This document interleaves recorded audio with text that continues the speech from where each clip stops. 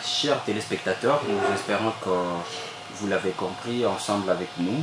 C'est le 12 août 2020, la journée internationale de la jeunesse, célébrée dans le monde entier et à Ituri, en République démocratique du Congo. Cette journée a été aussi célébrée, ce qui nous a poussé à recevoir Madame la commissaire provinciale de la jeunesse, culture, art et tourisme, avec qui on a discuté par rapport à cette journée et aussi le grand thème qui est l'engagement de la jeunesse ou l'engagement des jeunes.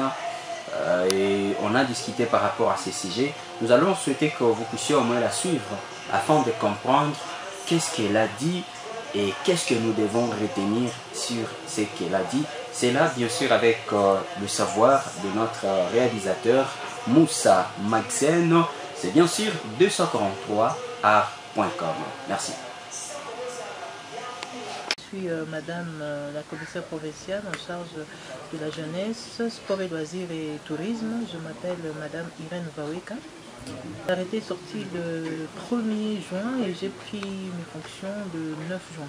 Enfin, la journée internationale de la jeunesse est une grande journée, surtout pour nous jeunes, pour un examen de conscience, une autre responsabilité, parce que c'est ça le thème mondial, c'est l'engagement de la jeunesse. C'est surtout une journée où la jeunesse doit faire un examen de conscience, une rétrospective sur sa vie, son engagement, sa responsabilité par rapport à sa vie, son engagement pour le développement et la pacification de la province. Oui, parce que le thème mondial, c'est l'engagement des jeunes pour une action mondiale.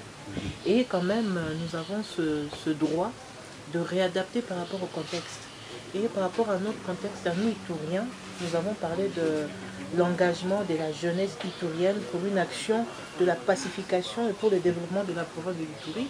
Je trouve que par rapport au contexte actuel, ce thème s'adapte intégralement parce que nous sommes dans une période de l'insécurité, de conflit, où la responsabilité est partagée et nous, en tant que jeunes, devons nous sentir responsables de cette situation, de dire qu'est-ce qu'on peut faire à notre niveau pour essayer d'éradiquer l'insécurité en collaborant avec les forces de sécurité, en dénonçant, mais aussi en nous-mêmes, parce que ce n'est que la jeunesse qui prend les armes, mais on doit être conscient du développement, de l'avenir de notre province, dire qu'il ne faut pas se laisser manipuler, il ne faut pas accepter des mains noires ou rouges qui nous donnent les armes pour commettre des exactions.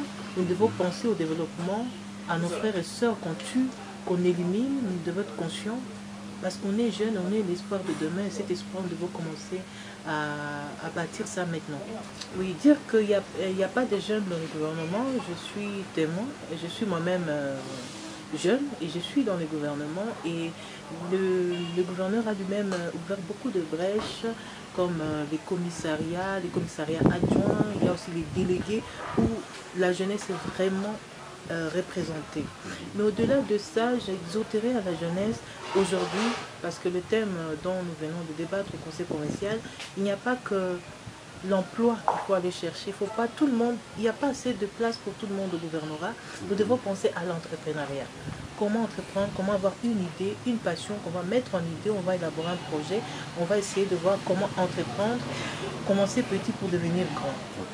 Mais par rapport aux enfants des rues, normalement moi je suis dans la jeunesse, ces enfants qui sont enfants aujourd'hui sont appelés à être des jeunes demain.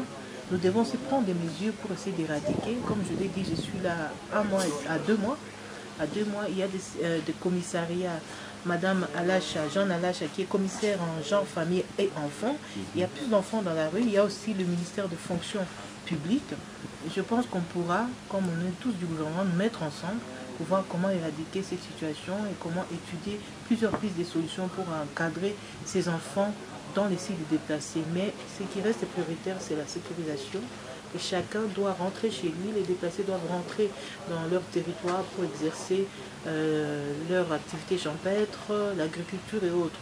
Et pour ce, j'insiste, c'est une implication commune. C'est une implication commune pour que l'Ituri, la province, soit sécurisée. Ce n'est pas juste la responsabilité du gouvernement ou de FARDC ou de la police.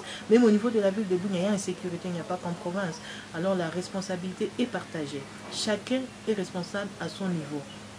On ne nous demande pas, nous, jeunesse, de prendre l'arme ou de faire une justice populaire, mais collaborons avec les forces de sécurité. Nous, jeunesse, dénonçons, parlons entre nous, organisons des rencontres, des cadres d'échange et de partage pour qu'on essaie de se conscientiser nous-mêmes. Toi, jeune, viens, tu es jeune comme moi, qu'est-ce qu'on peut faire pour le développement de la province? À l'occasion de ce jour, je n'ai qu'un seul message, c'est soyons responsables.